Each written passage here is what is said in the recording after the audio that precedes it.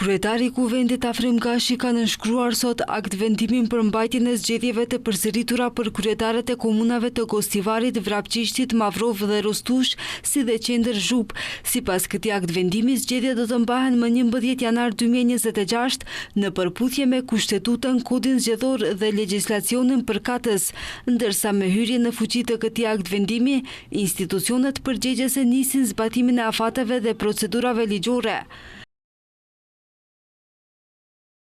U bë thirrje Komisionit Shtetëror të Zgjedhjeve, komisioneve komunale, si dhe organizatave mbikëqyrëse të veprojnë në përpikmëri, transparencë dhe profesionalizëm, i ftoi të gjitha subjektet politike dhe kandidatët pjesëmarrës të zhvillojnë një proces të qetë, fair dhe demokratik në respektimin e standardeve zgjedhore dhe vlerave europiane. Po ashtu drejtohem qytetarëve të këtyre komunave që të ushtrojnë të drejtën e tyre dhe të marrin pjesë masivisht në votime. Përsëritja e zgjedhjeve dëshmon rëndësinë e pjesëmarrjes së secilit qytetar në vendimmarrjen lokale dhe forcimin e legitimitetit institucional.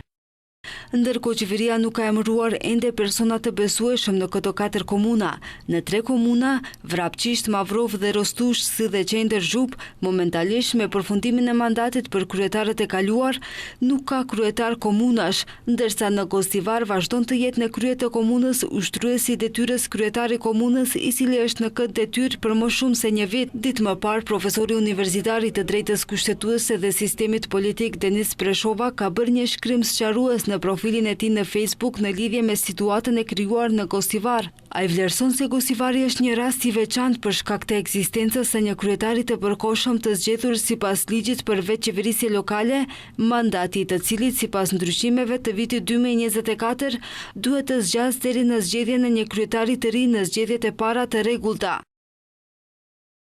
Për ushtrues detyre kryetari i komunës vlen rregulla tjera dhe ai, sipas ligjit për vetëqeverisje lokale, do të duhet të mbetet të kryejë këtë detyrë deri në zgjedhjen e kryetarit të ri të komunës. Në këtë mënyrë, dispozita konkrete nga ligji për vetëqeverisje lokale është në përplasje direkte me dispozitën adekuate nga Kodi Zgjedhor, sepse sipas ligjit për vetëqeverisje lokale, kemi ushtrues detyre i komunës i cili duhet të kryejë detyrën deri në zgjedhjen e kryetarit të ri, ndërsa njëkohësisht e kemi Kodin Zgjedhor, i cili e rregullon se nëse pas rrethit të dytë nuk zgjedhet kryetari i komunës, atëherë qeveria emëron të besueshëm. Ai më tej ka shtuar se zgjidhja ligjore në Kodin Zgjedhor, sipas së cilës qeveria duhet të emërojë një të besueshëm, përfaqëson një shkelje të parimit të subsidiaritetit, pasi sipas tij, në këtë mënyrë bëhet një lloj ndërhyrje në vetëqeverisjen lokale, e cila është një e drejtë e garantuar kushtetuese e qytetarëve.